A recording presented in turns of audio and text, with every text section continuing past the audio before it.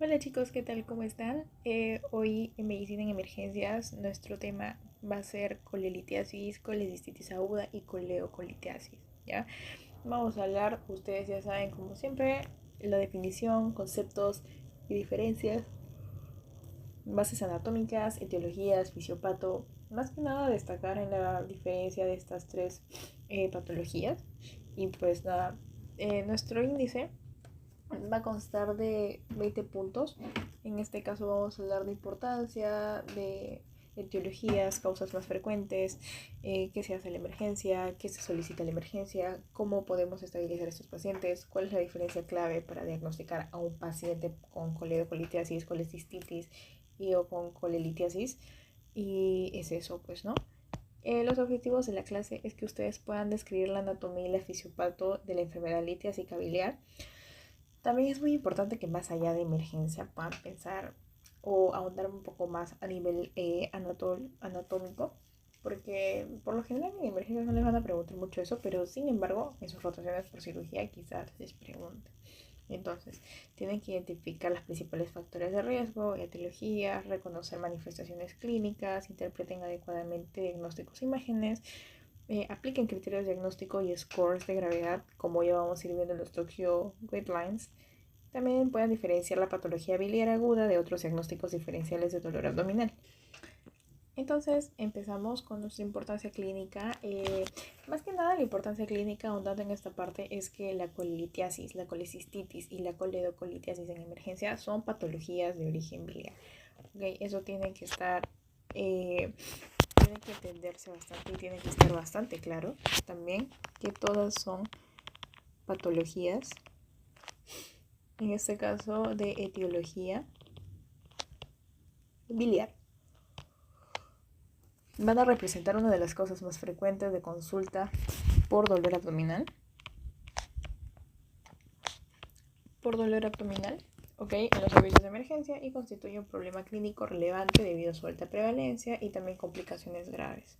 ¿Ok? ¿Por qué es importante en emergencias? La alta frecuencia de consultas, más que nada, es la colelitiasis, que afecta aproximadamente del 10 al 20% de la población adulta. ¿Okay? Una parte importante puede desarrollar cólico biliar, puede desarrollar colecistitis, puede desarrollar coledocolitiasis, incluso pancreatitis biliar. ¿Okay?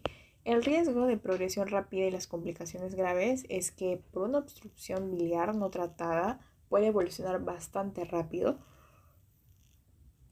y puede generar complicaciones locales, que es un empiema vesicular, puede haber gangrena, puede haber perforación vesicular, puede haber absceso perivascular, eh, y también puede haber peritonitis biliar, ¿ok? Y también hay complicaciones sistémicas que ya pueden ser como la sepsis, el shock y la falla multiorgánica, ¿ok? También va a ser bastante importante que tengamos en cuenta que va a estar relacionado o va a tener distintas asociaciones con otras enfermedades. En este caso, asociación a lo que es la colangitis aguda, pues no, la colangitis aguda. La coledocolitiasis es importante saber, coledocolitiasis. En este caso puede producir una obstrucción o infección de lo que es la vía biliar. Si bien recordamos, y lo vamos a decir de forma bastante puntual, las vías biliares se conforman de lo que es el conducto cístico, el conducto hepático común y el conducto colédoco. Una afección a nivel de estas vías biliares pueden provocar distintas patologías que pueden generar una inflamación, daño multiorgánico. Entonces, la coledocolitiasis, ¿ok? Produce una obstrucción o infección a nivel de la vía que puede originar lo que es la colangitis, ¿ok? La colangitis ascendente, ¿ya? Que es una emergencia más que nada médico-quirúrgica con bastante mortalidad si no se hace un drenaje biliar, ¿ok? Drenaje biliar. La mortalidad elevada si hay un retraso del diagnóstico, como siempre, si hay existencia de sepsis y si no se realiza una CEPRE a tiempo. Y también es importante saber que la principal causa de pancreatitis aguda es la migración de los cálculos hacia la ampolla de Vater, que puede desencadenar pancreatitis aguda biliar y una entidad potencialmente grave. Okay, la necesidad del reconocimiento temprano va a ser bastante importante y también la morbimortalidad hospitalaria. Ok, Bueno, a nivel de importancia clínica, yo creo que esto es lo más importante. Y entonces ya podemos irnos a la definición de las bases anatómicas para poder guiarnos un poco más. Entonces, por definición, vamos a ir en orden. Siempre es importante tener un concepto clave. En este caso, la colelitiasis, por definición, se dice que es la presencia de cálculos. Esos cálculos en terminología son los litios o litiasis dentro de la vesícula biliar, formados por alteraciones en la composición de lo que es la bilis y trastornos del vaciamiento vesicular. ¿Ok? Los cálculos pueden permanecer asintomáticos, pueden producir cólico biliar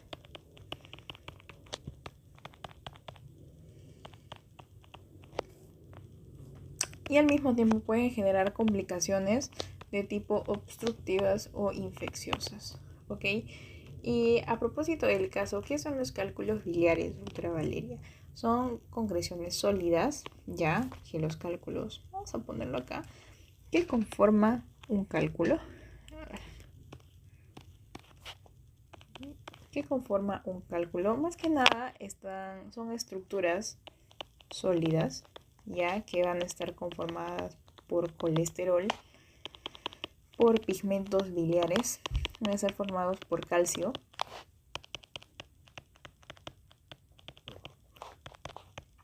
y por proteínas y mucina. ¿Ok? Pero este cálculo también va a tener un tipo de clasificación, que va a tener tipos de cálculos. ¿Ok? Distintos tipos de cálculos. Acá debería decir cálculos, ¿ok? Cálculos. ¿Ok? Entonces, ¿cuáles son los tipos de cálculos? Generalmente los cálculos pueden ser cálculos de colesterol, que son los más frecuentes, que representan aproximadamente el 75 y el 80%. ¿Ya? La formación de esto es una sobresaturación, ¿ya? Sobresaturación de lo que es el colesterol, una disminución de las sales biliares y una hipomotilidad vesicular. ¿Ok? Los factores que se asocian a esto es paciente obeso, ya paciente de sexo femenino, puede estar regalado al embarazo, diabetes mellitus, como siempre, deslipidemias. ¿Ok? También hay otro tipo de cálculos que son los cálculos pigmentarios, ¿ya? Pigmentarios, que son, en este caso, son cálculos así, de color negro, que se relacionan más que nada con hemólisis, ¿ok? Con hemólisis crónica. ¿Y con qué más? Con cirrosis, que son compuestos más que nada por bilirrubinato cálcico, ¿ok? Y algunos que son marrones, que están relacionados con infección biliar y éstasis biliar. La importancia clínica de reconocer esto es que el cólico biliar, lo voy a poner así, va a representar a un dolor de tipo intenso, va a ser episódico y va a ser postprandial. ¿Ok? Además puede progresar a lo que es la colecistitis, puede a coledocolitiasis, pancreatitis biliar, incluso colangitis. ¿Ok? Entonces, ya sabiendo esto, ¿qué es la colecistitis aguda, Valeria? ¿Y por qué me confunde tanto? Bueno, la colecistitis aguda es básicamente un cuadro inflamatorio, ¿ya? Es una inflamación, por su nombre lo dice, es una inflamación aguda. ¿De qué? De la vesícula biliar. La vesícula biliar, que generalmente secundaria a obstrucción persistente de lo que es el conducto cístico, ¿ok? Del conducto cístico. ¿Y por quién? Por un cálculo. ¿Ok? Representa la complicación más frecuente de lo que es la colelitiasis sintomática. Entonces va de la mano y se relaciona bastante con quién, con la colelitiasis sintomática. ¿Ok? Tiene un mecanismo fisiopatológico bastante rápido. que básicamente es obstrucción de conducto cístico, hay retención de bilis, hay aumento de la presión intravascular, hay distensión vesicular, hay edema, hay inflamación, hay isquemia y hay sobreinfección bacteriana secundaria. Pero eso obviamente lo vamos a ver en fisiopatología. Entonces, al ser un cuadro infeccioso, se relaciona bastante con gérmenes muy frecuentes. ¿Ok? ¿Y cuáles son los gérmenes más frecuentes? Es E. coli, es Klebsiella spp, puede ser por Enterococcus y también Enterobacter. Las características clínicas es que a diferencia del cólico biliar, el dolor persiste o dura más de 6 horas. ¿Ok?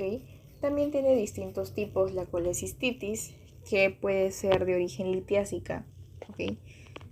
Litiásica, que está dentro del 90 y el 95%, que se asocia a los cálculos. ¿Ok? Y también está la alitiásica. Alitiásica, que es sin cálculos, como su nombre lo dice, que es frecuente en pacientes críticos, pacientes UCI, gente con sepsis, traumas, quemados, pacientes con nutrición parenteral, que tienen mayor mortalidad. ¿Ok? Las complicaciones es que pueda generarse cuadros de gangrena, ¿ya? Puede generar un cuadro de gangrena, perforación, peritonitis biliar y sepsis.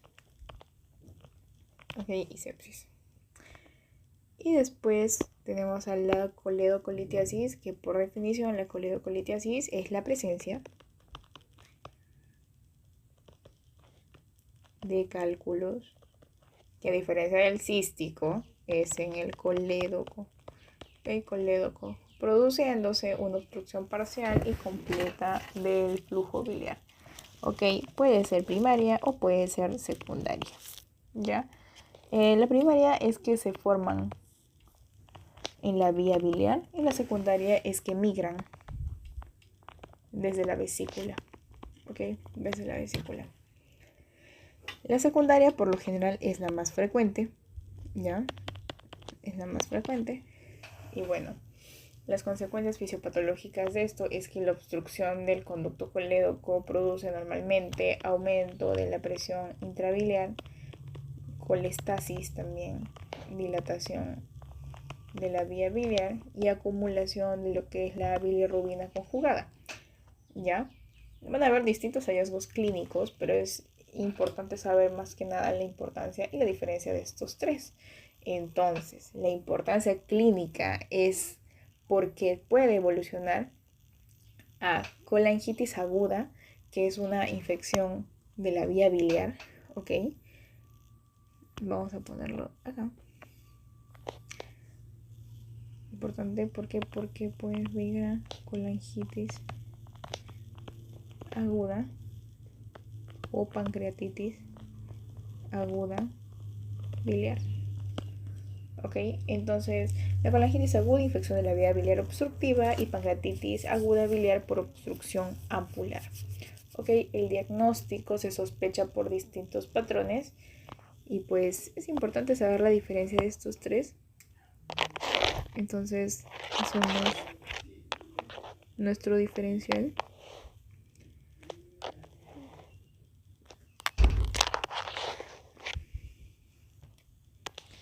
Uno, 2 y 3.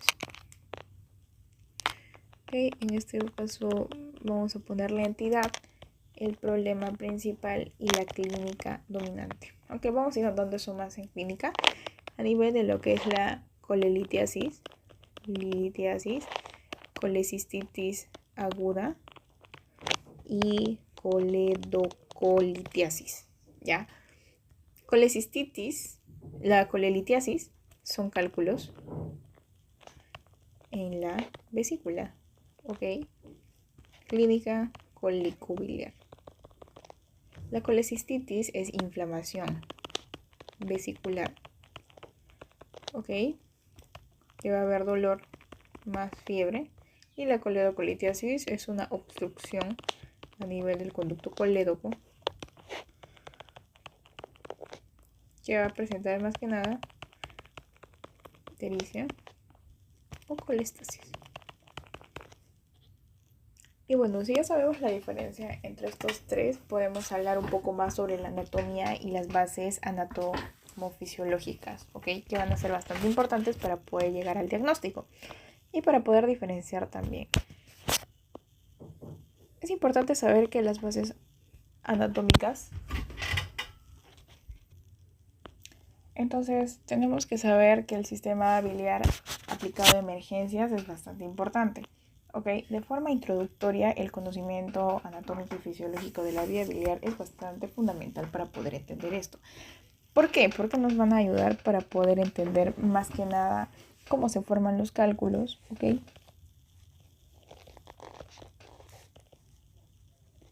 Formación de cálculos, mecanismos de obstrucción, inflamación vesicular también, y complicaciones sépticas obstructivas. Ok, es importante saber que la mayoría de las patologías biliares en emergencias van a derivar de obstrucción, estasis biliar, inflamación e infección. Ok, entonces tenemos que saber la anatomía del sistema biliar. Ok, el sistema biliar está compuesto por estructuras como el hígado, la vesícula biliar, los conductos biliares intrahepáticos, aquí están los conductos extrapancreáticos, y su función de todo esto va a ser producir, almacenar, transportar, concentrar y liberar bilis. El hígado y la producción de bilis también va a ser un mecanismo bastante importante.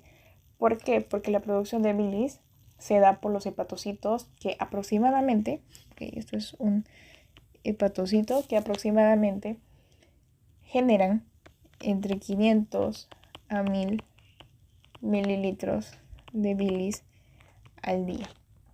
Entonces, la bilis es bastante importante. ¿Por qué? Porque contiene H2O, contiene sales biliares, contiene colesterol, fosfolípidos también, bilirrubina conjugada y electrolitos. ¿Ok? Entonces, las funciones de esta bilis va a ser involucrada con funciones digestivas, más que nada con emulsificación, más absorción de grasas, ¿ok? Que en esta parte son digestivas y en la parte secretora es la eliminación ya del colesterol, bilirrubina, toxinas y medicamentos, ¿ok? Y ya conociendo esto, podemos hablar de las vías biliares intrahepáticas, ¿ya? La bilis es producida por hepatocitos y esta bilis también va a drenar hacia los canalículos biliares y también con los conductos biliares intrahepáticos, ¿ok? Entonces, finalmente forman el conducto hepático derecho y el conducto hepático izquierdo. Ambos se unen, ¿ya? Ese es el conducto hepático derecho, conducto hepático izquierdo. Se unen y producen el conducto hepático común. ¿Ok? Entonces, podemos hablar ya de la vesícula biliar, que por definición se sabe que es un órgano piriforme que se encuentra debajo del hígado. ¿Ok? Tiene una capacidad de 30 a 60 ml y tiene partes anatómicas que tiene un fondo, un cuerpo, el infundíbulo, como se puede ver por acá. También tiene cuello. Las funciones de esto es que va a almacenar la bilis, va a tener concentración de bilis y va a tener contracción postprandial, que expulsa la bilis básicamente al duodeno. ¿Ok? Después tenemos al conducto cístico, ya, conducto cístico que conecta básicamente la vesícula biliar con el conducto hepático común, que es básicamente esto que está acá, ¿ok? Entonces lo conecta a la vesícula biliar con el conducto hepático común y su obstrucción a este nivel produce una colecistitis aguda, ¿ok? Cuando se habla de lo que es la válvula de Heister, que son pliegues espirales del conducto cístico que pueden dificultar el paso de cálculos para favorecer a una incapacitación, ¿ya? Entonces, hablamos del conducto colédoco, que su formación, unión, es del conducto hepático común y conducto cístico. Ok, va a tener un trayecto donde pasa posterior al duodeno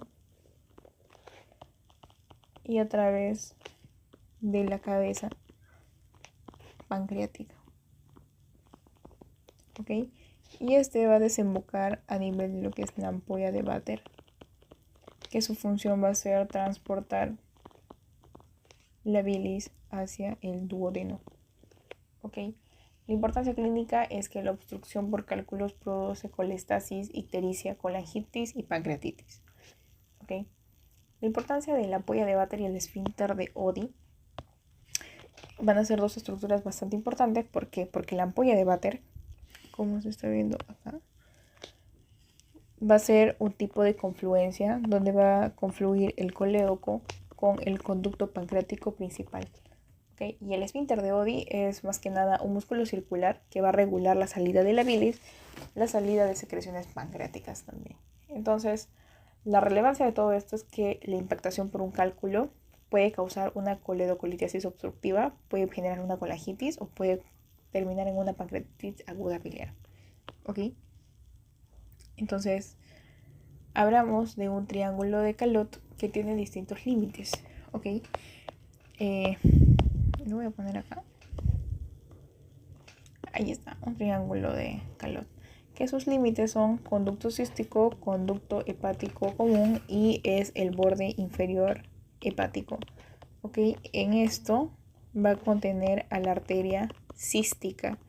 La importancia de esto es que la colecistomía laparoscópica y lesiones iatrogénicas biliares se relacionan con esta zona porque es una zona bastante crítica.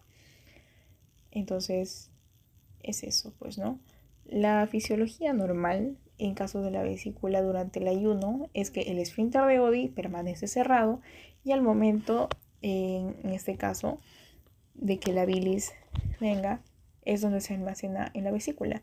Entonces, después de comer grasas, por así decirlo, el duodeno va a liberar la colecistoquinina, o sea, la CCK, y la CCK va a contraer lo que es la vesícula y va a relajar este esfínter. Entonces, el resultado de todo esto es que va a haber una liberación de bilis al intestino. ¿Ok?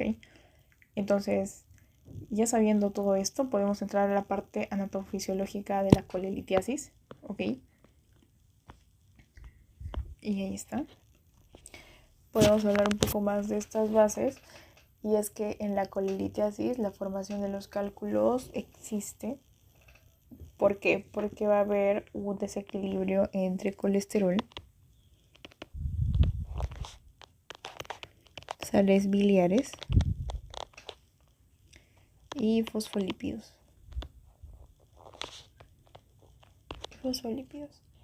Entonces, los mecanismos principales es que hay una sobresaturación del colesterol, hay nucleación, hay hipomotilidad vesicular, hay crecimiento progresivo.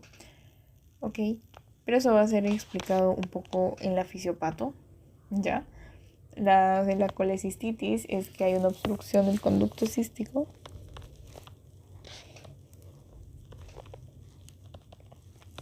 Que básicamente va a ser por una acumulación de lo que es la bilis. Ok, va a haber distensión vesicular, va a haber isquemia también y va a haber liberación inflamatoria. Ok, y esto va a generar una sobreinfección de tipo bacteriana. El resultado final, inflamación, necrosis, perforación y sepsis. Y la coledocolitiasis básicamente es una migración del cálculo desde la vesícula hacia el colédoco. ¿Ok? En este caso va a ser obstrucción biliar. ¿Ok? En caso de una colestasis es porque hay una acumulación de bilirrubina conjugada y sales biliares. ¿Ok? Entonces hay una dilatación de la vía biliar con un aumento de la presión intraductal y una translocación bacteriana. ¿Ok? También se habla mucho de la fisiopato de la colangitis, que es básicamente obstrucción biliar e infección bacteriana. ¿Ok? Entonces, esta es la parte de bases anatopatológicas. anatofisiológicas, disculpen, y podemos entrar a los factores de riesgo y a las etiologías. Bueno, entonces, antes de entrar un poco de acá, tenemos que tener una correlación clínica final, teniendo en cuenta el sitio de obstrucción y consecuencia clínica. Okay, en este caso vesícula, cólico biliar,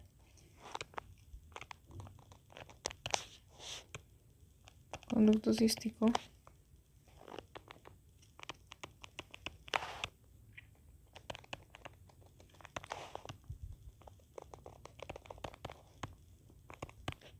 más infección, en este caso colecistitis,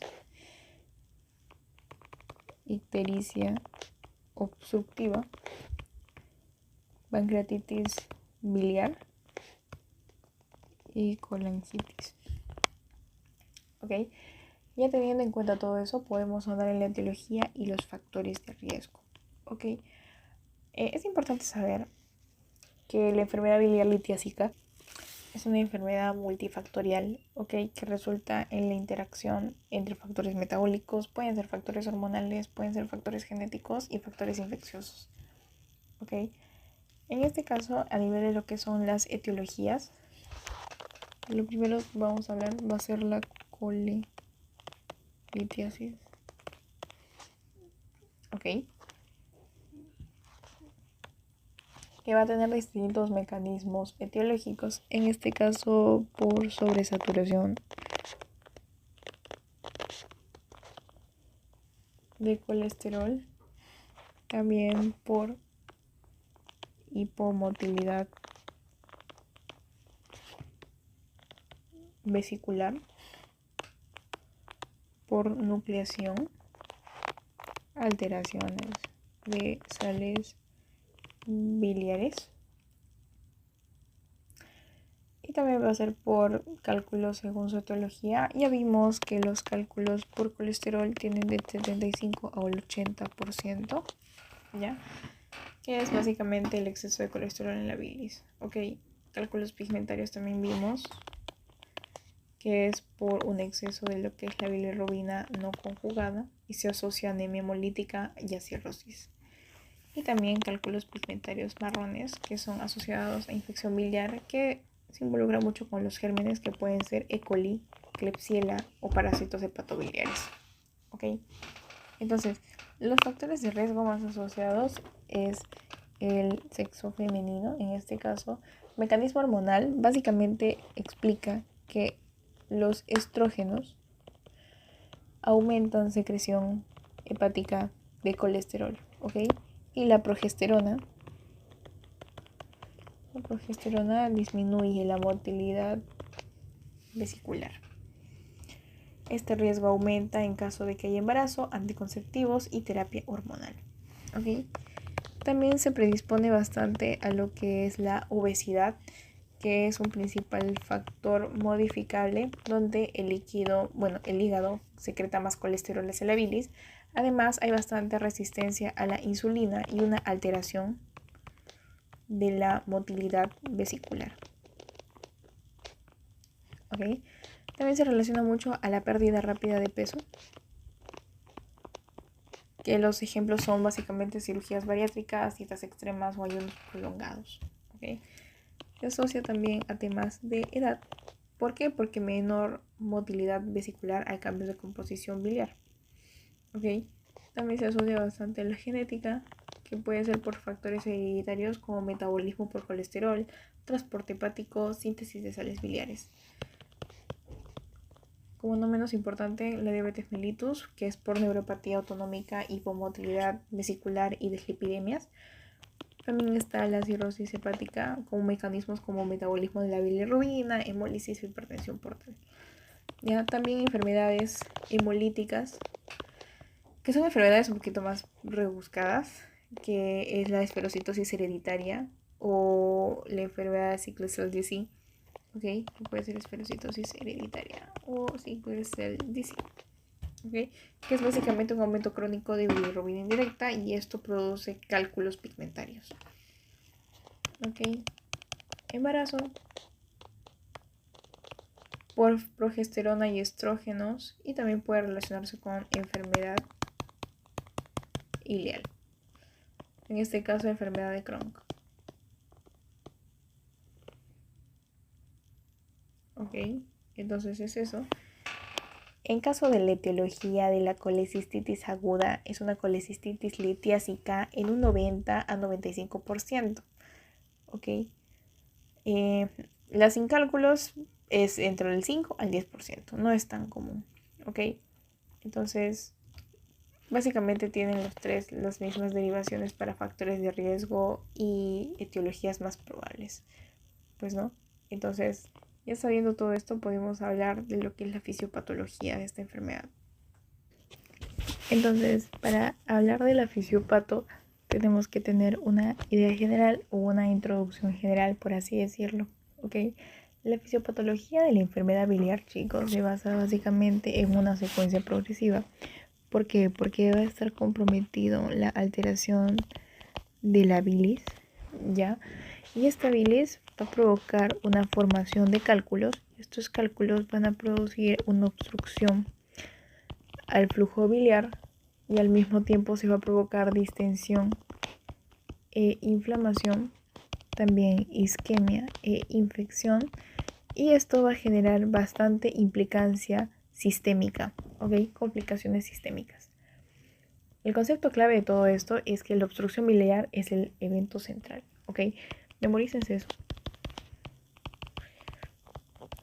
Es el concepto clave, por así decirlo, es la fija, ¿ok? Entonces, va a depender bastante del sitio de obstrucción para que aparezcan distintas entidades, ¿ok? Que puede ser la vesícula, el conducto cístico, el conducto colédoco, la ampolla de Vater, y el colédoco más infección puede tener una otra consecuencia. Entonces, es bastante importante tener clara la fisiología normal. En este caso, hablando así un poco más resumido, la fisiología normal de lo que es la bilis, ¿ok? Que habíamos mencionado que el hepatocito produce entre 500 a 1000 mililitros de bilis al día. Entonces, la bilis contiene distintas secreciones importantes como las sales biliares, el colesterol, los fosfolípidos, la bilirrubina, el agua y los electrolitos. Entonces, la función general de lo que es una de ellas son las sales biliares, que es una de las más importantes. ¿Por qué? Porque mantiene el colesterol soluble, ¿ya? Porque va a haber un equilibrio entre colesterol, sales biliares y lecitina, ¿ok? Entonces, cuando ese equilibrio se rompe y hay un desequilibrio, hay precipitación de cristales. Entonces, hay un desequilibrio, ¿ok? Esto va a generar una sobresaturación de colesterol.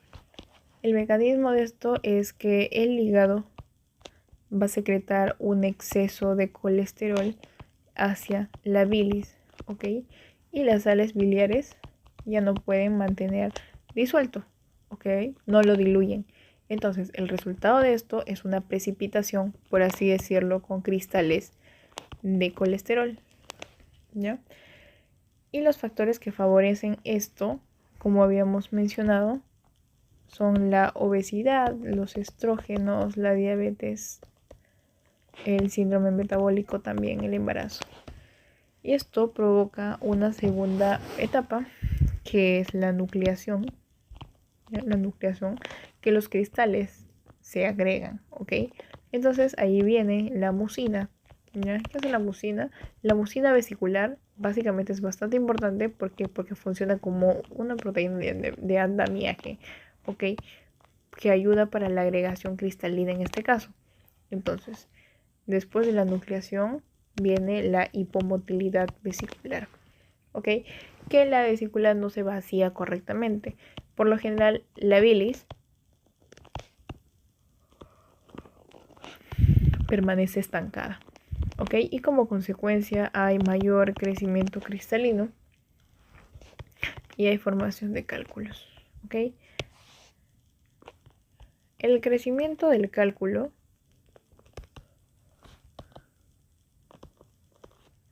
es bastante importante. ¿Por qué? Porque los cristales se unen progresivamente, provocando cálculos ya no microscópicos, sino macroscópicos. ¿Ok? El resultado final de esto es que hay una litiasis sintomática. Hay cólico biliar, hay migración, hay obstrucción y hay infección. Entonces es muy importante eso. Y después, ya sabiendo estas partes, ¿ok? Tenemos que saber la fisiopatología del cólico biliar. Es básicamente obstrucción transitoria del conducto cístico. ¿Ok? De conducto cístico. ¿Qué es lo que pasa? La vesícula, en este caso, intenta contraerse en una salida obstruida. Entonces aumenta la presión intravesicular. El resultado de esto es que hay una distensión a nivel de lo que son las paredes viscerales. Y hay bastante dolor, que es un dolor de tipo intenso. ¿Ok? El dolor, el paciente va a referir que es episódico, que es postprandial, que está asociado a grasas y que está irradiado a la espalda. ¿Ok? Es importante saber que no existe inflamación importante, por eso no suele haber fiebre ni leucocitosis marcada en estos pacientes. Entonces, es eso, pues, ¿no? Y la fisiopatología de la colecistitis aguda. ¿No? Colecistitis aguda es básicamente la implantación del cálculo por estasis biliar, por distensión vesicular, por isquemia, que básicamente la pared vesicular pierde su función. Y esto genera fosfolipasas, prostaglandinas y citoquinas inflamatorias. Ok, liberación de fosfolipasa, PG, citocinas inflamatorias, interleucina 1 que puede ser, o interleucina 6.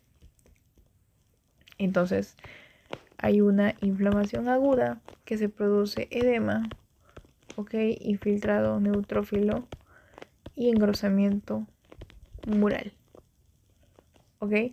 Los mediadores inflamatorios de esto va a ser factor de necrosis tumoral alfa, interleucina 1 como había mencionado, interleucina 6 y prostaglandinas, ¿ok? Y también puede generar una sobreinfección bacteriana, que es básicamente la bilis estancada, favorece el crecimiento bacteriano. ¿Cuáles son las etiologías más comunes? Klebsiella, E. coli y Enterococcus. ¿Ok? Y finalmente pasa a necrosis y gangrena, que es básicamente una isquemia severa o una trombosis vesicular. Claro, trombosis vascular por una necrosis vesicular. Las complicaciones de esto es que el paciente tenga gangrena vesicular, necrosis de pared y entre otros. ¿Ok? Entonces, básicamente la colecolitis es casi igual. Hay obstrucción biliar. En este caso hay colestasis, hay bilirrubina aguda y sales biliares aumentadas y acumuladas. Y el resultado de esto va a ser ictericia, coliuria, acolia y prurito. ¿Ok? Hay dilatación de vía biliar y hay daño hepatocelular. ¿Ok? Entonces, esa podría decirse que es la fisiopato. Y podemos ir a lo que es la clínica del paciente. Entonces, continuando con la clínica del paciente, esto es otra parte, ¿ok? Tenemos que saber cómo van a llegar a la emergencia y va a ser variable en la clínica, en la patología biliar, porque puede manifestarse de distintas formas. En este caso, hay formas de separar y de distribuir la sintomatología, ¿ok? En este caso, ya no ahondando en litiasis sintomática, ya, sino que separamos la forma del dolor abdominal en este caso. Es bastante importante. ¿Por qué? Porque puede presentarse un dolor abdominal de tipo aislado, ¿ok? Incluso van a venir pacientes que ya presenten un tipo de shock de tipo séptico y un SIRS, una falla multiorgánica, ¿ok? Entonces nosotros, como estamos en emergencia, tenemos que ver el patrón del dolor, tenemos que ver signos de obstrucción, inflamación sistémica, datos de sepsis, complicaciones, cómo ha estado la evolución del paciente o si ese es su basal. Entonces, el concepto clave que tenemos que tener es que va a haber sintomatología cardinal, ¿ok? Que en este caso va a ser bastante precisa. ¿A qué me refiero con sintomatología cardinal?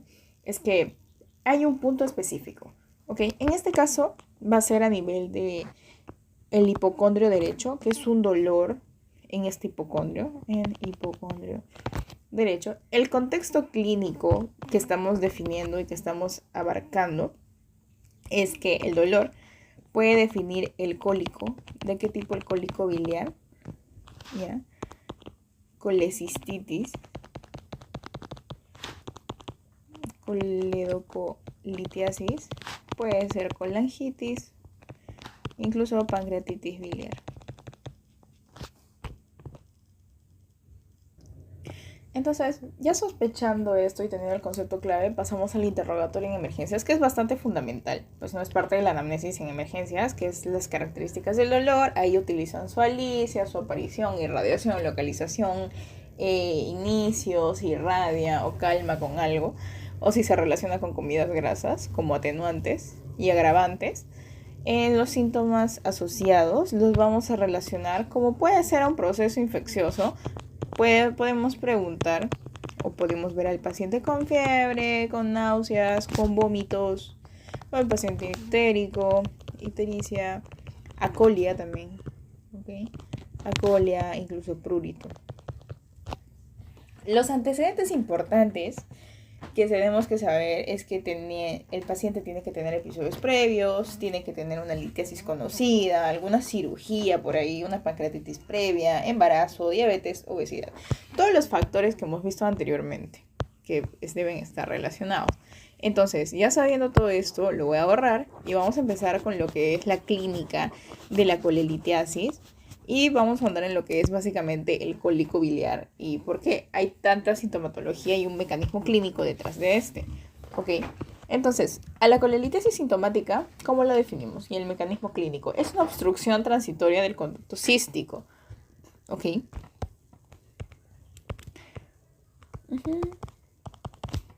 Conducto cístico. Va a tener un dolor de tipo típico, localizado a nivel de hipocondrio derecho y epigastrio, ¿ok? Epigastrio. Las características de esto es que va a ser un dolor de tipo intenso, ¿ok? Va a ser episódico y va a ser de tipo cólico, el paciente va a decir eso, o va a sentir bastante opresión. La duración, generalmente, ¿ok? La duración 1D, que puede ser de 30 min a 6 horas, ¿ok? La irradiación de esto puede irse a espalda, puede irse a la escápula derecha o puede irse al hombro derecho. ¿Ok? La relación alimentaria también tiene bastante compromiso. ¿Por qué? Porque es muy frecuente después de comidas grasas o comida en abundancia o bastante comida. La sintomatología asociada va a ser las náuseas, los vómitos y un abdomen bastante distendido. Distensión abdominal. Importante saber que no suele haber en estos casos fiebre, ¿ok? No hay ictericia y tampoco se ve tanto que haya una leucocitosis marcada, ¿ok? Si aparecen estas complicaciones, automáticamente se tiene que sospechar de una complicación, infección involucrada, ¿ok? Entonces, ya sabiendo eso de la colelitiasis, podemos pasar a la colecistitis aguda. Colecistitis aguda, ¿ok? Que el evento clínico principal va a ser la obstrucción persistente del conducto cístico, ¿ok? Ahí era colédoco y acá es obstrucción persistente del conducto cístico. Ok, entonces vamos a tener un dolor con características de que va a ser un dolor continuo, va a ser progresivo y va a ser más intenso que el cólico biliar. ¿Ok? Su duración va a ser mayor a las 6 horas. ¿Ok? Esto es clave para la diferenciación y va a tener una localización, ya saben, HD, hipocondrio derecho y epigastrio.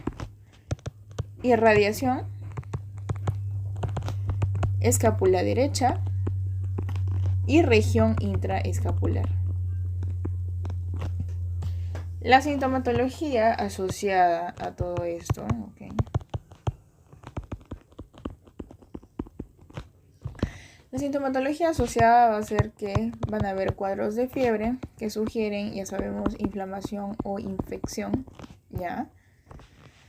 Van a ser náuseas, van a ser vómitos, que son bastante frecuentes, paciente con anorexia, ¿ok? Y va a haber signo de Murphy.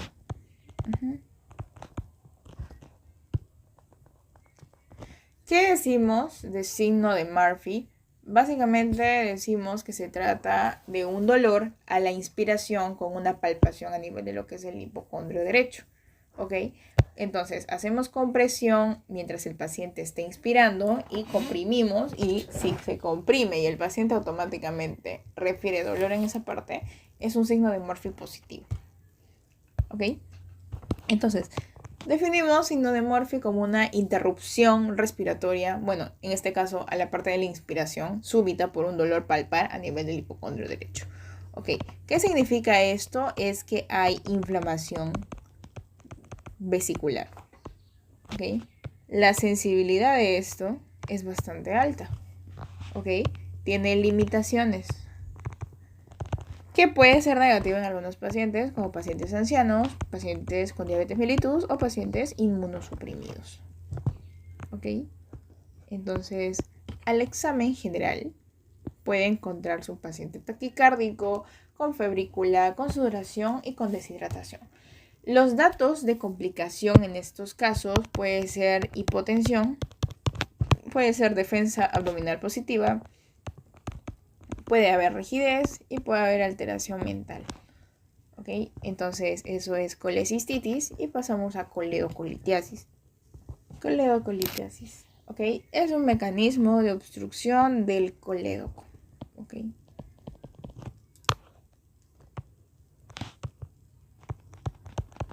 Del colédoco. El dolor en este caso puede parecerse al cólico biliar, ¿ok? No es igual, pero pueden parecerse. El hallazgo clave de todo esto va a ser la ictericia. La ictericia. ¿Por qué ocurre la ictericia en estos casos? ¿Por qué? Porque la bilirrubina conjugada no se elimina, ¿ok? Entonces esta pasa a lo que es la sangre y entonces sugiere la sintomatología.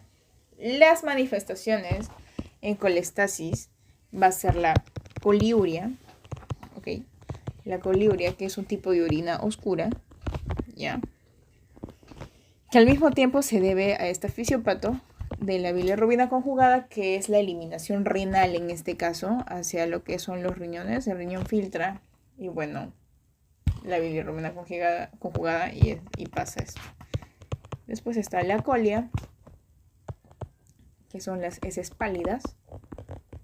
¿Y por qué pasa esto? Porque no llega la bilis al intestino.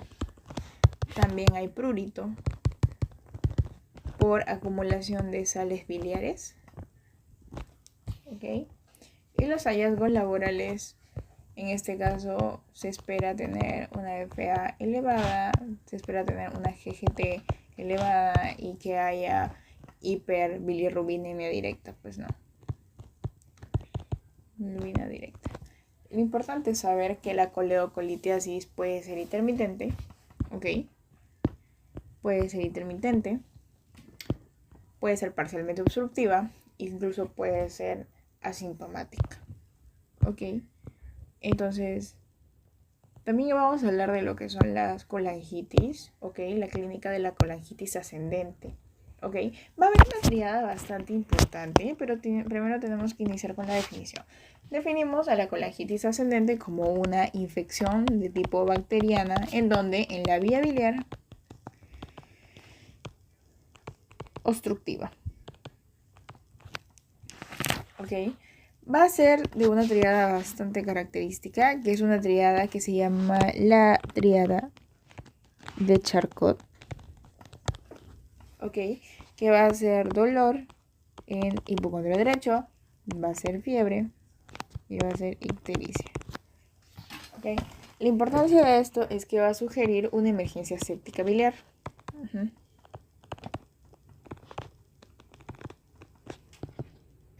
Una emergencia séptica biliar. Y también es importante que hay también una pentada, una pentada de Reynolds, ¿ok? Pentada de Reynolds, que es un Charcot más hipotensión, más una alteración del sensorio, ¿ok? Que esto es significativo de shock séptico biliar. Los datos para sepsis, ¿cuáles tienen que ser? Tiene que ser la taquicardia, tiene que ser la taquipnea, tiene que ser un lactato bastante elevado, tiene que haber coliuria y tiene que haber piel fría. ¿Ok? Entonces va a tener una evolución en que puede deteriorarse rápidamente en horas. ¿Ok? Y hablando de lo que es la colangitis, vamos a añadir también la clínica de la pancreatitis biliar, que tenemos un video de eso. El mecanismo, que hay un cálculo impactado en lo que es la ampolla de Vater. ¿Ok? Esto es clínica pancreatitis aguda. ¿Ok? El dolor va a ser en epigastrio, va a ser intenso, se ve raderas en la espalda, va a ser continuo. ¿Con qué se asociaba? Se asociaba con náuseas, se asociaba con vómitos y se asociaba con intolerancia oral.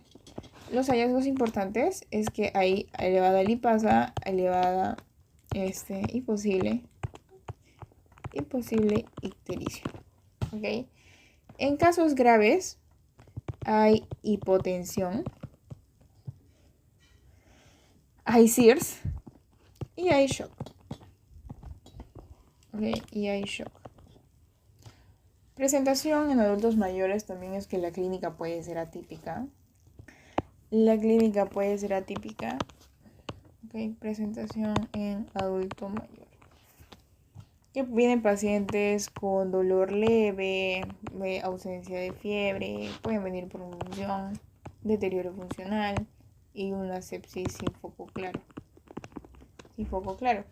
El alto riesgo de estos pacientes es que puedan presentar gangrena, perforación y shock séptico.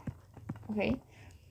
Ya hablamos de adultos mayores. ¿Y qué pasa con los pacientes que tienen diabetes? Un paciente con diabetes mellitus. Frecuentemente los síntomas son menos evidentes. Hay neuropatía, en este caso autonómica. Hay sintomatología menos evidente. ¿Ok? Y hay un riesgo bastante aumentado de la colecistitis de tipo gangrenosa, puede haber infección grave y puede haber perforación. Ok, ¿cuáles son los signos de alarma en emergencias? Ya, los signos de alarma en emergencias, que son las red flags. Ok, es un paciente que viene por hipotensión, un paciente que viene con alteración mental, un paciente que viene con ictericia más fiebre, un paciente que viene con dolor abdominal difuso, rigidez abdominal, elevado lactato, saturación baja, ya, y taquipnea. ¿Ok? Todo este cuadro nos va a sugerir una posible sepsis y un grado de perforación. También puede haber peritonitis y lo más importante, el shock. ¿Ok? Entonces, poniéndolo ya en orden, ¿ok? ¿Sí?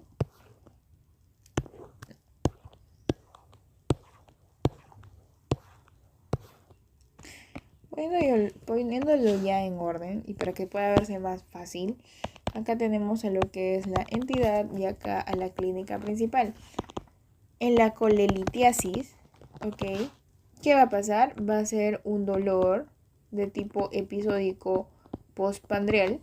En la colecistitis, ¿qué va a pasar? Va a haber dolor, va a haber fiebre y va a haber morfi positivo.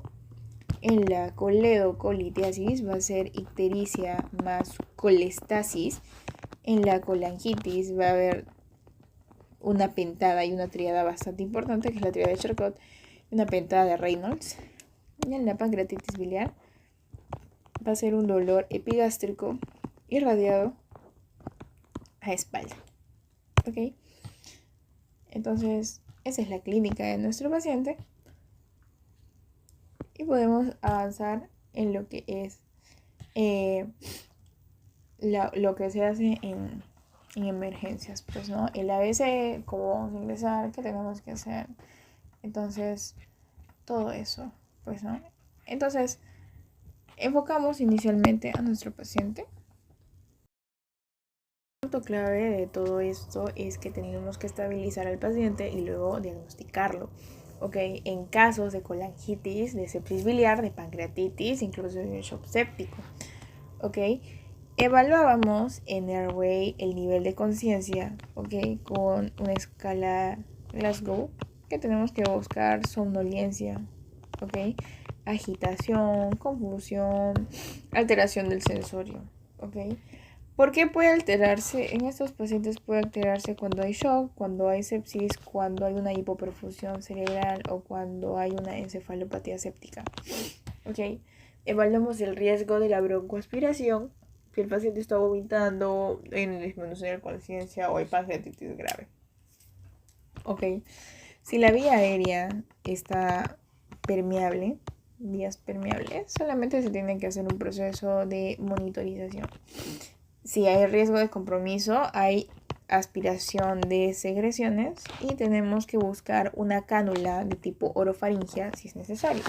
Ok, intubamos cuando hay un Glasgow bajo, o hay una insuficiencia respiratoria o hay un shock profundo. Ok, en un paciente séptico confuso es una posible hipoperfusión cerebral, chicos, no se olviden de eso. Ok, en breathing es muy importante ver la frecuencia respiratoria. ¿Por qué? Porque buscamos a un paciente con taquipnea, uso de musculatura accesoria y pacientes con hipoxemia. ¿Ok? Se tiene que hacer una saturación de oxígeno con un monitoreo continuo y a la auscultación pulmonar tenemos que buscar si hay edema pulmonar, si hay derrame pleural, si hay una neumonía basal derecha.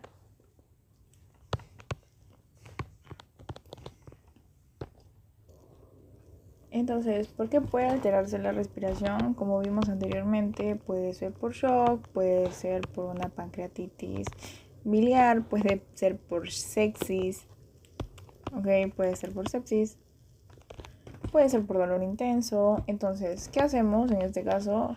La involucrancia de lo que es el oxígeno suplementario es cuando tenemos una saturación de oxígeno que es menor al 94% y hay dificultad respiratoria. Los métodos de esto es que tenemos que ver una cánula nasal, una mascarilla simple de reservorio, ¿ok? Entonces, generalmente solo hay monitoreo de esto, de la frecuencia respiratoria y la saturación de oxígeno, y se le solicita un AGA en caso de que sea bastante grave, ¿ok? Y en circulación vemos lo más importante, ¿ok? Que especialmente en colangitis, en sepsis biliar y en shock séptico. Porque vamos a ver lo que son los signos vitales, la frecuencia cardíaca y el llenado capilar. ¿Ok? Tenemos que buscar en estos pacientes hipotensión, taquicardia, piel fría y mala perfusión. Evaluamos en la perfusión tisular datos clínicos, ¿ok? Datos clínicos, en este caso si el paciente está haciendo liguria, si hay alteración mental, si las extremidades están frías o si hay un moteado visible, ¿ok? Se busca un acceso vascular con 2 vías periféricas gruesas ¿ok? Si el paciente está inestable, solamente se coloca un acceso de tipo central y se da reanimación con fluidos, ¿ok? Reanimación con fluidos, que podemos sugerir cristaloides intravenosos o lactato de Ringer o solución salina normal al 0.9%. ¿Ok? En sepsis y shock es muy recomendable, pero a 30 ml por kilogramos inicialmente. ¿Ok? Los objetivos de esto es que mejoramos perfusión y elevamos la PAM y monitoreamos respuesta donde buscamos mejoría de la diuresis, de la presión arterial. ¿Ok? Cuando se utilizan vasopresores, en este caso, si la hipotensión es bastante persistente a pesar de los líquidos, se solicitan vasopresores, ¿ok? La primera línea va a ser la noradrenalina, ¿ok? Tenemos que sugerir un objetivo hemodinámico que es una presión arterial media mayor o igual a 65. ¿Ok? Si hay monitoreo continuo, se le colocamos una sonda Foley en caso de que sea bastante grave.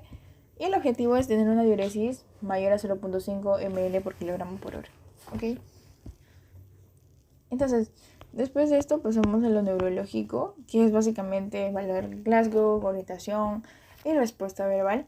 Y en exposure, el examen físico completo que buscamos, vemos signos de distensión abdominal, vemos signos peritoneales, vemos signo de Murphy, vemos cicatrices, evaluamos grado de deshidratación, estado nutricional, vemos edema. ¿Ok? El monitoreo inicial en emergencias es básicamente todo paciente grave.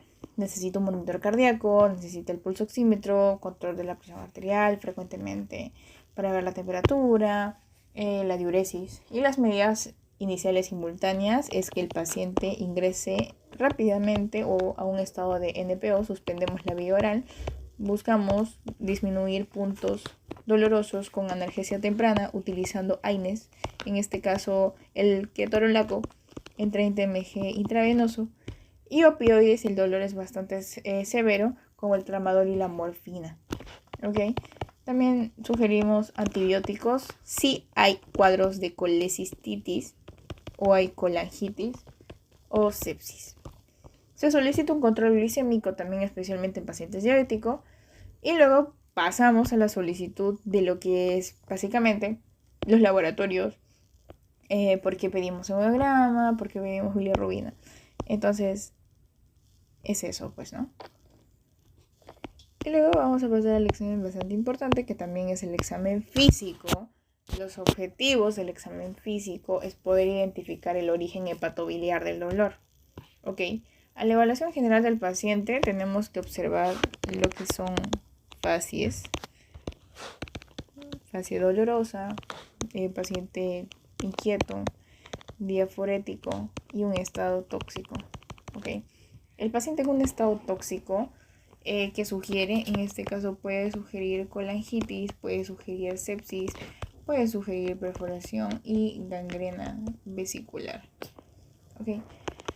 En estado de conciencia, que buscamos si el paciente está somnoliento, está confuso o está desorientado. ¿Ok? Sugiere básicamente que hay un cuadro de encefalopatía séptica, hay hipoperfusión cerebral y hay shock séptico. ¿Ok? Y hay shock séptico. Los signos vitales que se tienen que evaluar es que la temperatura, o sea, la fiebre, va a sugerir inflamación e infección. ¿Ok? Que es frecuentemente en colecistitis y en colangitis. Bastante importante que los ancianos a veces no presentan fiebre. ¿Ok? La frecuencia cardíaca, buscamos taquicardia por el dolor intenso, por la fiebre y por la sepsis. En la PA buscamos un grado de hipotensión que va a sugerir sepsis, shock séptico y perforación. ¿Ok? La frecuencia respiratoria evaluamos taquipnea, ¿ya? Y al examen abdominal, que vamos a buscar a nivel de la distensión abdominal, examen físico abdominal. A nivel de la inspección, vamos a buscar distensión abdominal, ¿ok? Vamos a buscar distensión abdominal, que esto puede sugerir un hilo paralítico, puede sugerir inflamación, pancreatitis, peritonitis. También tenemos que evaluar lo que es la coloración, si hay ictericia, un hallazgo bastante importante porque puede sugerir una coledocolitiasis, una colangitis o una obstrucción de tipo biliar. ¿Ok? ¿Qué se evalúa acá? Se evalúa piel, se evalúa escleras y se evalúan mucosas. También se tiene que ver cicatrices y también se tiene que ver movimientos respiratorios, que es una disminución por dolor peritoneal o una irritación diafragmática. ¿Ok? A la auscultación buscamos una disminución de ruidos intestinales y vemos un hilio reflejo que puede ocurrir en una inflamación severa o en una pancreatitis. ¿Okay? La palpación se dirige a dolor en el hipocondrio derecho. ¿Okay? Un hallazgo bastante fuerte y frecuentemente en una patología vesicular o en una inflamación biliar. ¿Okay? Va a haber defensa muscular, que es una contradicción involuntaria por una irritación del peritoneo. Vamos a tener rigidez abdominal, vamos a tener Murphy. Que cómo se hace el Murphy es que tu mano va a estar en el hipocondrio derecho, le pides a tu paciente inspirar y la vesícula inflamada contacta con la mano, entonces el dolor interrumpe la respiración del paciente. ¿Okay? El significado de un Murphy positivo puede darte como resultado una colecistitis aguda. ¿Okay? Entonces es eso. Y podemos pasar a lo que son los laboratorios al ingreso y las imágenes. Entonces, los laboratorios al ingreso tenemos que sugerir siempre un hemograma. ¿Ok? ¿Por qué solicitamos un hemograma? Básicamente para evaluar cuadro infeccioso. Ok, vemos infección, vemos inflamación, vemos respuesta sistémica. ¿Okay? Lo que se debería en este caso encontrar debería ser una leucocitosis, que es bastante frecuente en cuadros de colecistitis y colangitis. ¿Ok? Generalmente se encuentran entre 10.000 y 12.000. ¿Ok? Y también puede haber signos de neutrofilia que sugieren una infección tipo bacteriana o inflamación aguda. ¿Ok? La leucocitosis marcada es mayor al 18.000, que va a sugerir cuadros de colecistitis grave. Ya hay un cuadro de gangrena, ya hay perforación y hay sepsis. ¿Ok? Y también en algunos casos puede haber leucopenia, que indica una sepsis bastante avanzada y agotamiento medular. ¿Ok? Las plaquetas puede verse trombocitopenia, que puede indicar sepsis, SID o falla hepática. El perfil hepático se le solicita para que pueda identificarme una colestasis, una obstrucción biliar o un daño hepatocelular. Los componentes de esto es que se solicitan las bilirrubinas, lo total y directa, ¿ok? Y la elevación de la bilirrubina directa sugiere un tipo de obstrucción biliar.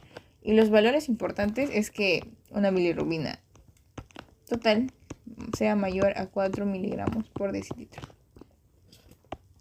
que indica un colédoco dilatado. ¿Okay? También se pide FA.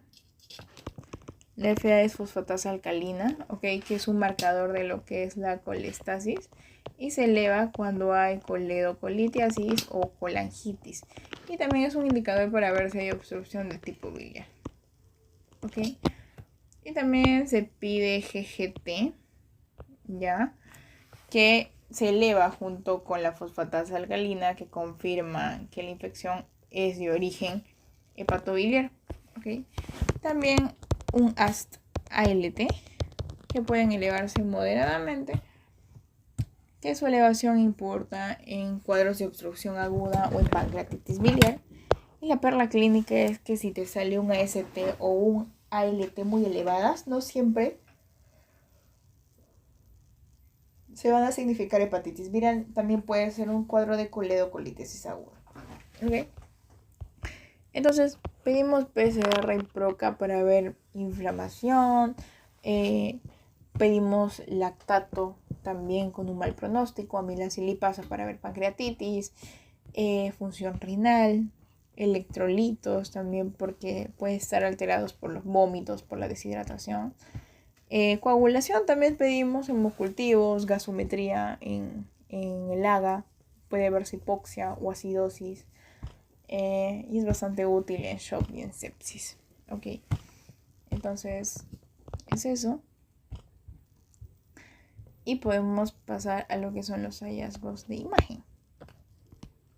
Entonces pedimos una eco abdominal, que en este caso va a ser el GOLEX estándar, ¿ya? ¿Qué esperamos encontrar?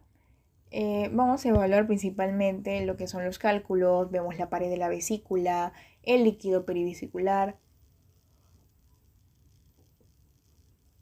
y si hay distensión.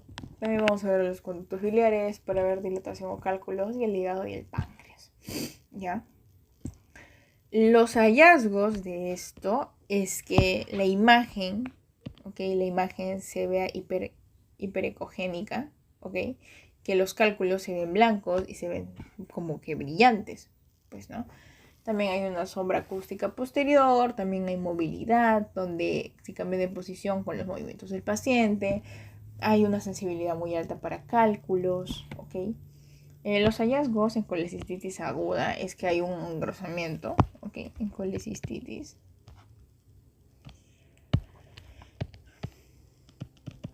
Cistitis aguda es que hay un engrosamiento de la pared biliar que es mayor a 3 o 4 milímetros, que va a sugerir inflamación.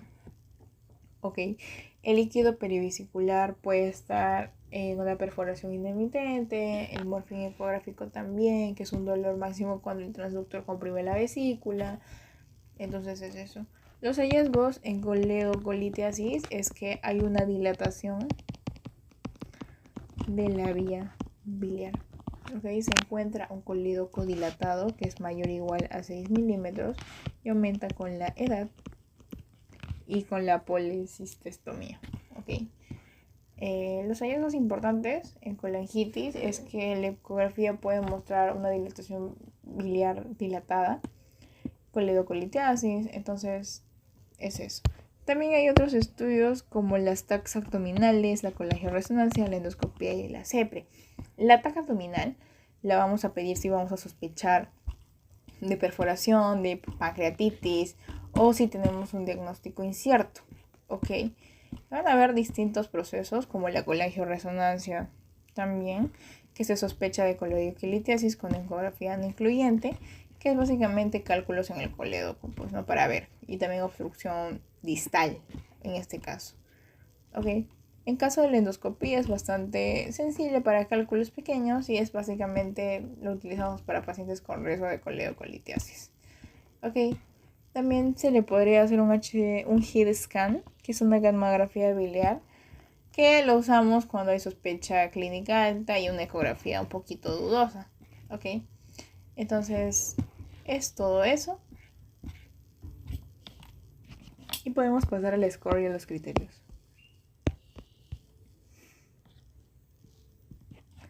A nivel de scores son bastante importantes. En este caso, uno de los más importantes va a ser el Tokyo Guidelines con TG18 y TG23.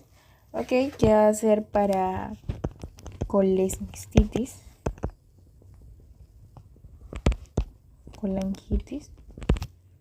Vamos a tener un ASGE, criteria y un SOFA.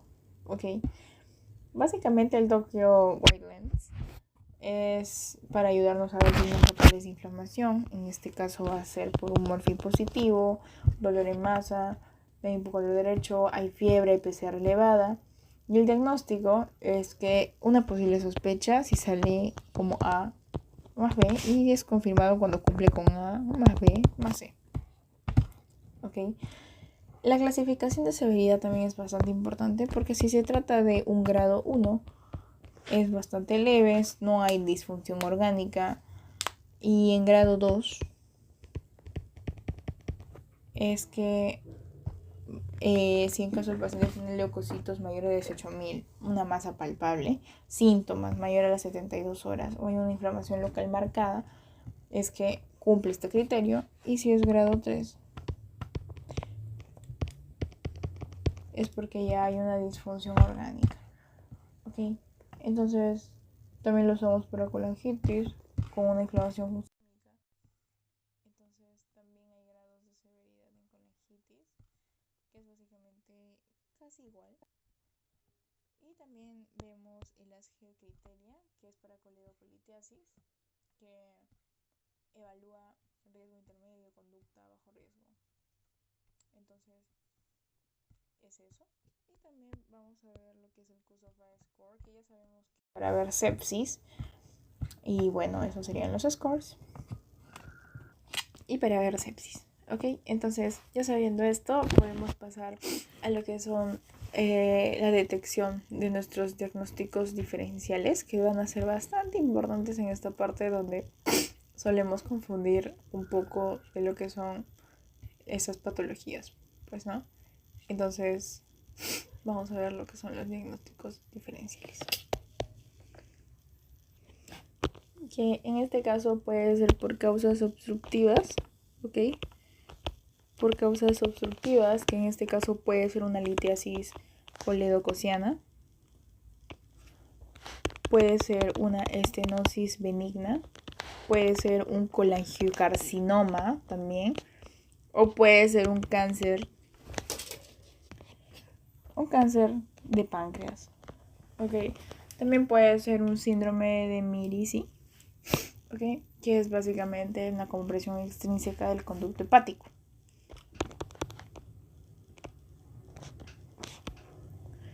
Y también pueden haber causas no obstructivas, que ya son las colangitis, ¿ok? También puede ser una colangitis esclerosante primaria. Ahorita vamos a hablar de eso, ¿okay? Causas no obstructivas, que puede ser una colangitis esclerosante primaria, ¿ok? O quistes de colédoco o enfermedad de Caroli, ¿ok? Entonces, hablando de todo esto, es que las causas obstructivas, ¿ok? En este caso, como la litiasis coledocociana, que es básicamente presencia de cálculos en el colédoco, que presenta un dolor de tipo cólico. La estenosis benigna es un estrechamiento por cicatrices quirúrgicas, en este caso post-colecistectomía. Y también el colangiocarcinoma ya es un tumor maligno, ¿ok? De los conductos biliares. El cáncer de la cabeza del páncreas, ¿ok? Comprime extrínsecamente la vía biliar y causa dilatación. Y el síndrome de Mirici, que es básicamente una compresión extrínseca del conducto hepático común por un cálculo impactado, ¿ok? Y en las causas no obstructivas puede ser la colangitis, que es una inflamación de la infección de la vía biliar, colangitis esclerosante primaria, que es una enfermedad autoinmunitaria, y los quistes en el coledo con enfermedad de Caroli, que son dilataciones congénitas. En este caso son quísticas o son saculares de los conductos biliares, ¿ok? También se puede diferenciar por diagnóstico por imágenes, sacando una eco o una colangioresonancia, ¿ok? Entonces, ya sabiendo de estos diagnósticos, podemos empezar con la farmacología, ¿ya? Como vimos en otros casos de inflamación, es que tenemos que controlar la analgesia. En primer lugar, tenemos que ver los AINES. En primera línea, el más usado va a ser el ketorolaco, que ya viene en la parte de analgesia. Tenemos que ver al ketorolaco, que va a tener un mecanismo de acción que va a inhibir a la COX-1 y a la COX-2, ¿ok? Y va a disminuir las prostaglandinas, va a disminuir la inflamación y va a disminuir el dolor visceral, ¿ok? La dosis son 30 miligramos intravenoso cada 8 horas, ¿ok? Y podemos usar otros AINES como ibuprofeno o diclofenaco. Ok, en este caso los opioides también se utilizan bastante, que en un caso de dolor moderado o severo, ok, se utiliza tramadol 500 de 100.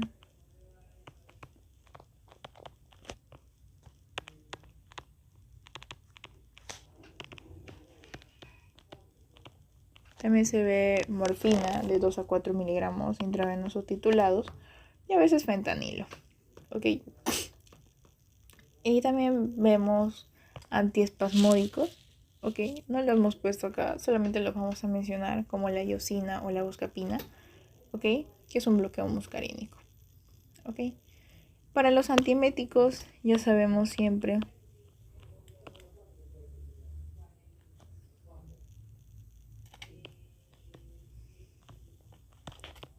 4 a 8 miligramos intravenoso, ok. Y otros puede ser la metoclopramida y todo eso, ok.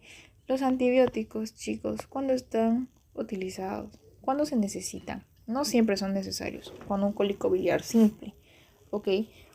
Ponemos cuando esperamos cubrir E. coli, ok, Klebsiella o Enterobacter. También vemos Enterococcus o Anaerobius. El esquema de antibióticos, en este caso en una colecistitis moderada, es de ceftriaxona más metronidazol, que la ceftriaxona es de 1 a 2 gramos intravenoso por día, y el metronidazol es de 500 mg intravenoso cada 8 horas. ¿Ok? ¿Por qué los combinamos? Porque la ceftriaxona cubre gram negativos y los metronidazol anaerobios. ¿Ok? En caso de colangitis o sepsis, piperacilina, tazobactam, ¿ok? 4.5 gramos intravenoso cada 6 o cada 8. En shock séptico, meropenem, 1 gramo intravenoso cada 8 horas. Y en caso de que el paciente sea alérgico a penicilinas, se puede dar ciprofloxacino más metronidazol o Astronam más metro. ¿Ok? La duración en este caso, si es colecistitis leve, es una duración de 4 a 7 días. Si es colangitis, es de 7 a 10 días. Y eso es una sepsis grave, se tiene que individualizar por paciente. ¿Ok? Entonces, reanimación hídrica, ¿con qué? Con cristaloides isotónicos, ¿ok? Como lactato de Ringer o solución salina al 0.9. ¿Ok? Entonces, y también utilizamos vasopresores en algunos casos, como es la noradrenalina, que esperamos tener una PAM mayor a 65. ¿Ok? Entonces, también es eso. Buscamos también anticoagular en una profilaxis tromboembólica en pacientes hospitalizados con enoxaparina. Ok, entonces es eso. Y pasamos a nuestro caso clínico. Pues no. Nos llega una mujer de 42 años que acude a emergencia por dolor abdominal de 18 horas de evolución. Refiere que el dolor inicialmente empezó con tipo cólico y posterior a comida copiosa, rica en grasa, localizándose en hipocondrio derecho y epigastrio, y progresivamente se volvió continuo e intenso. Se asocia a náuseas, múltiples vómitos, fiebre no cuantificada, anorexia y antecedentes de episodios similares autolimitados desde hace un año. Niega ictericia. El examen físico supera en 110 con 70, una frecuencia cardíaca de 108, FR en 22, temperatura de 38.4, saturando 97. Examen general, paciente diaforética con facies de dolor. Abdomen, dolor intenso en hipocondrio derecho, defensa localizada, morfi positivo, signos de irritación peritoneal difusa, sin signos de irritación peritoneal. Leucocitos en 17.200, neutrofilos en 88%, PCR elevada, bilirrubina total en 1.2 miligramos por decilitro, perfil hepático levemente elevada, AST, ALT normales, lipasa normal, creatinina normal. A la ecografía abdominal se ven múltiples cálculos vesiculares, la pared vesicular de 5 milímetros, líquido perivesicular, morfi ecográfico positivo y colédoco en 5 milímetros. Okay. La evolución en emergencia indica que la paciente continúa con dolor severo. y fiebre persistente pese a la analgesia. ¿Ok? Entonces, ¿cuál es el diagnóstico más probable de nuestra paciente? Puede ser un caso de colecistitis aguda calculosa. ¿Cuáles son los datos que apoyan a nuestro diagnóstico? Es que la paciente tiene dolor en hipocondrio derecho mayor a 6 horas, tiene fiebre, tiene morfi positivo, tiene leucocitosis y tiene una ecografía compatible con esta sintomatología. ¿Ok? Los criterios Tokio de esta paciente es que con inflamación local sugiere un morfi positivo, hay inflamación sistémica, ¿ok? Y hay una imagen compatible, por el cual el diagnóstico es una colecistitis aguda confirmada. ¿Ok? La clasificación de la gravedad a nivel de Tokio es un Tokio grado 2, que es moderada, por la leucocitosis importante y por la inflamación local marcada. ¿Ok? Los diagnósticos diferenciales que consideraríamos puede ser una hepatitis aguda, una úlcera perforada, una pielonefritis, una neumonía basal derecha, una apendicitis subhepática. ¿Ok? ¿Qué manejo tenemos que darle en la emergencia? ABC, NPO, monitorización, fluidoterapia, analgesia, antieméticos, antibióticos. ¿Ok? ¿Qué antibiótico le daríamos a nuestro paciente? Había un esquema que era desacetilazona más metronidazol. Y el tratamiento definitivo es que a la paciente se va a hacer una colecistectomía laparoscópica dentro de las 72 horas. ¿Ok? Entonces, eso es nuestro primer caso clínico. Y el segundo caso clínico nos traen a un varón de 68 años, diabético hipertenso, que acude a emergencia por dolor en hipocondrio derecho, fiebre, ictericia progresiva, poliuria, decaimiento general e inició hace 48 horas. Familiares refieren confusión, somnolencia desde la mañana. Signos vitales: PA en 85,50, frecuencia cardíaca en 124, FR en 28, temperatura en 39,2, saturando 93%. Examen general: paciente ictérico, tóxico y desorientado.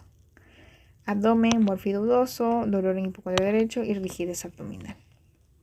Ecografía: colédoco dilatado más de 11 milímetros, probable cálculo distal y vesícula con cálculo. Laboratorios: leucocitos en 22.500, lactato en 4.8, bilirrubina total en 7.2, bilirrubina directa en 5.9, el FA y GGT muy elevadas, moderadamente elevadas, el AST y el LT, 2.1 la creatinina y la lipasa normal, el PCR elevada. La evolución es que hay persistencia de hipotensión pese a los líquidos iniciales. Respondemos. Diagnóstico más probable de nuestro paciente es una colangitis aguda, grave, secuenciaria a coledocolitis. Los hallazgos que sugieren colangitis es que hay una triada muy importante. El paciente tiene dolor en HB, hay fiebre y hay ictericia. ¿Ok? Posterior a pentada de Reynolds con hipotensión por su presión arterial, ¿ok? Va a haber fiebre y alteración mental. ¿Ok? La clasificación Tokio que se le daría a este paciente sería de 3. ¿Ok? Grave en este caso por hipotensión, alteración y falla renal. ¿Ok? Los datos que sugieren un shock séptico, ¿ok?, es que hay hipotensión, lactato elevado, alteración mental. El inicio inicial en el ABC es que vemos la vía aérea, en circulación buscamos 2 vías periféricas gruesas, entonces es eso. ¿Qué antibióticos iniciaríamos? Entonces, iniciaríamos pipetazo intravenoso, ¿ok? La alternativa si el shock es severo o BLE con meropenem, ¿ok? ¿Cuál es el procedimiento urgente indicado en estos casos? Es una CEPRE urgente, ¿ok? Más que nada la CEPRE es para drenaje biliar, esferentectomía y extracción del cálculo, ¿ok? ¿Qué complicaciones de riesgo tiene de desarrollar? Es que el paciente pueda hacer shock séptico, una falla multiorgánica, abscesos e insuficiencia renal aguda. ¿Ok? Entonces, esa fue la clase de lo que son enfermedades de la vía biliar. Espero se haya entendido, chicos, y cuídense bastante.